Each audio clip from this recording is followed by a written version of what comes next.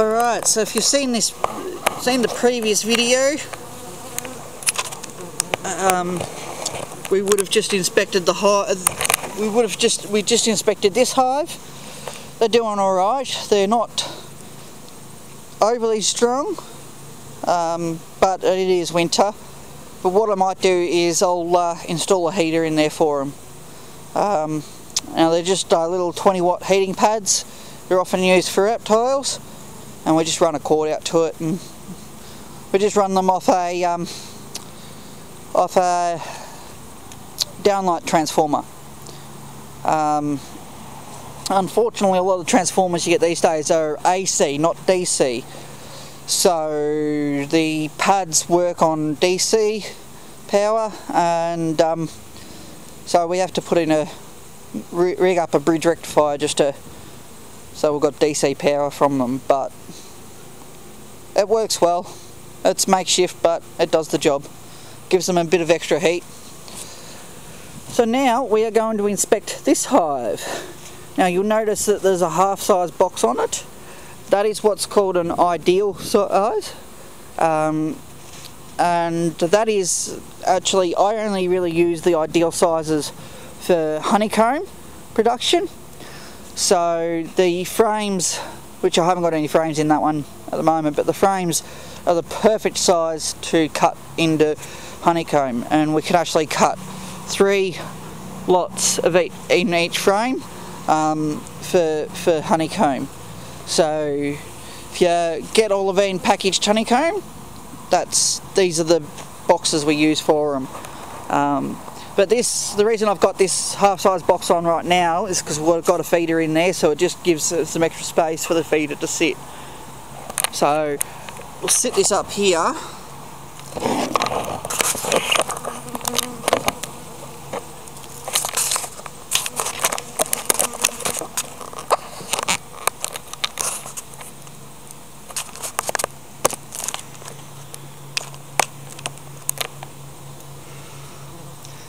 So if I can work out how to do it, I'll put a link to the previous video up in the top right corner. I'm new to these YouTube videos and that, so still getting the hang of it, so you know, bear with me. It's good to watch. It's worth watching the first video first, because I'll refer to a lot of stuff that we've already covered. So we've just got a meat tray here that we're repurposing for a feeder. And one important thing to note is that bees don't care about how fancy their home is. They don't need fancy cedar timber and all that. They're happy in a tire. I mean, I've removed, these girls come from a tire.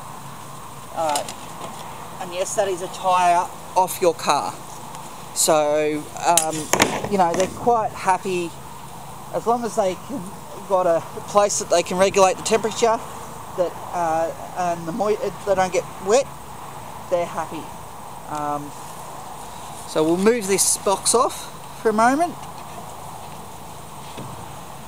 As I said in the previous video, it's been a few weeks since we've been able to get into these hives. We've had poor weather conditions, rain, cold, and it just hasn't been the right conditions to get into them.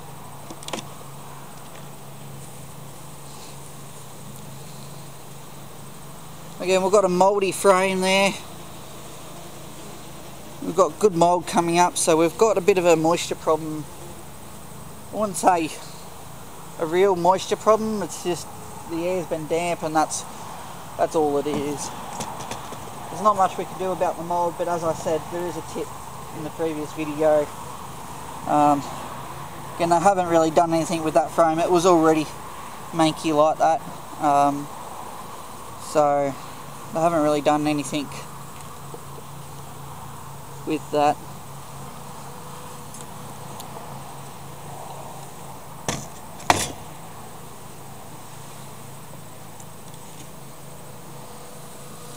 Now, I was pretty sure these guys didn't have a queen.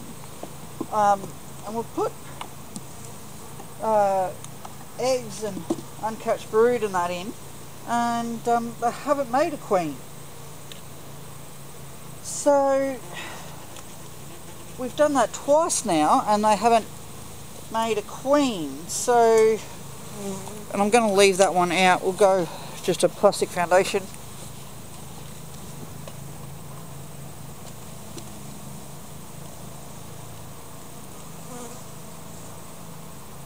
So it's possible they have a queen already and that she was just not laying.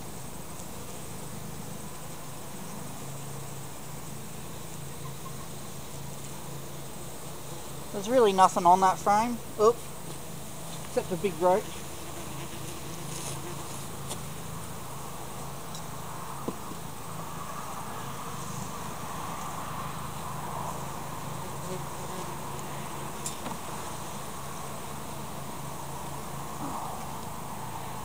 So we've got a good frame full of food here.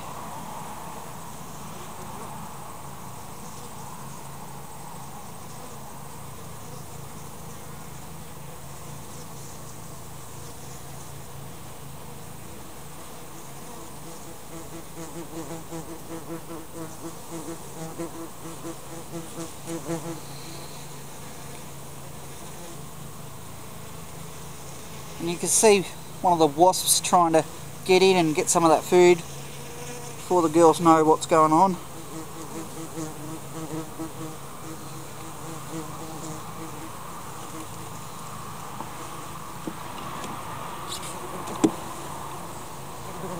Again, these girls are pretty good in terms of not needing smoke. So, not to say that they're always like that, but we're getting to the stage where we've settled these girls down quite well, and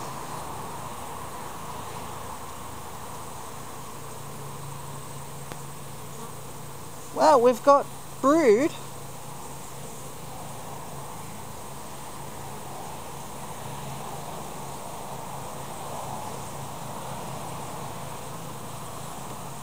It's capped. Let's see if we can spot any eggs.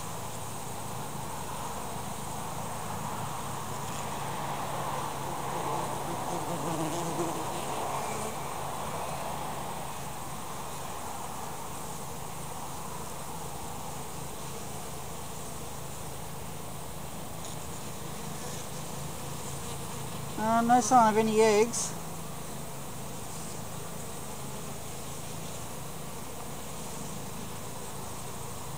Again, more brood.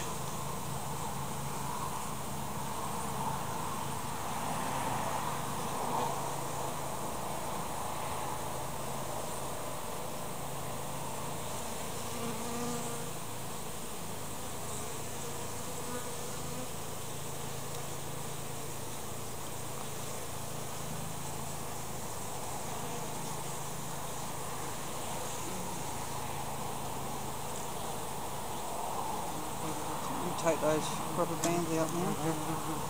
So when we do a hive removal, we use rubber bands to hold the wax into the frames, and as the girls build the honeycomb into the frame, they'll chew out the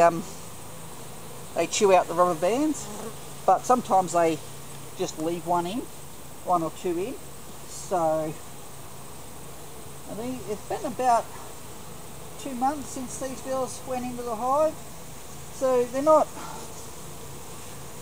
crash hot, but they're doing alright. Again, it is winter, so you know they're not going to be booming.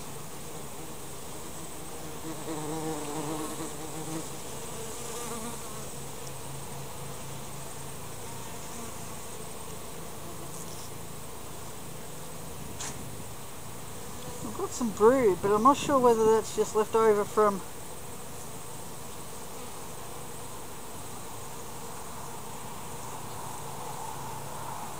I've got eggs. We got eggs. We have a queen. We have a queen.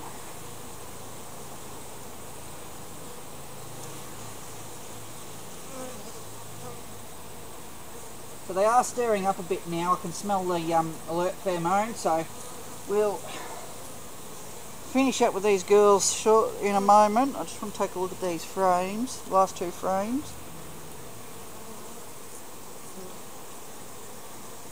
Again, no brood in this frame, but that said, it's not surprising. We've got really good numbers here, and this was they had lots of bees when we first moved them in, so we had lots and lots of bees. They've been building that, and you see they're busy building it down to the bottom of the frame now. So we'll leave that in there for them. I'll come out shortly with some extra frames with wax foundation on. We'll keep the food up to them, get them to start building a bit more. We've got that one. Put that one back in. You'll notice that I number my frames just so we can keep a track of what frames are where. And actually, I don't think we need any more frames. We've got 9. That's 9 frames, so I don't think we need any more. Space them out a bit.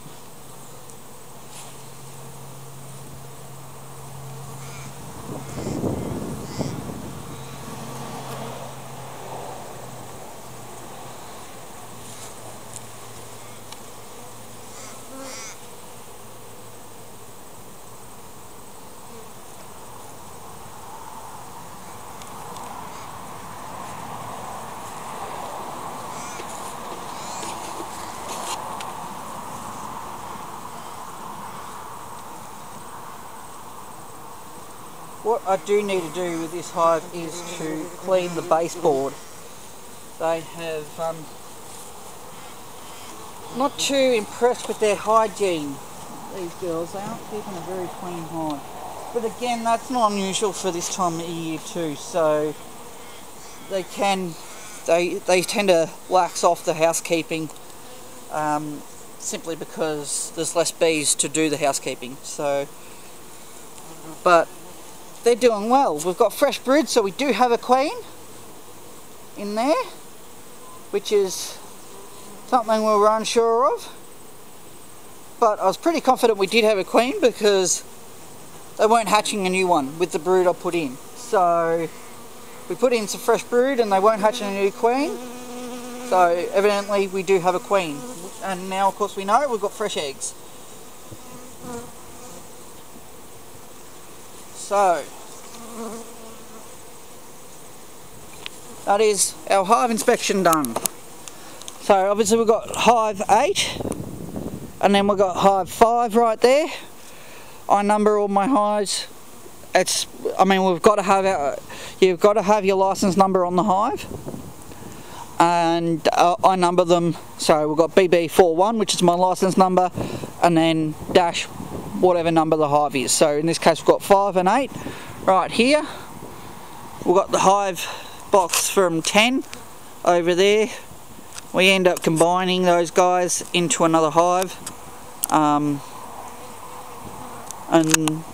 we combined 2 weak hives into one, and they're doing a lot better. So we started off the winter with 12 colonies going. We currently have 10. However, we didn't lose any, it's just that we combined 2 lots. So we did a combination of some weaker hives, and so we've reduced them down to 10 colonies now, which are a lot stronger. They're a lot stronger together. On that, I will be doing a video soon on a method of combining bees. It has proven, I've done trials and testing, it works. It works really, really well. You get to combine them immediately without any fighting.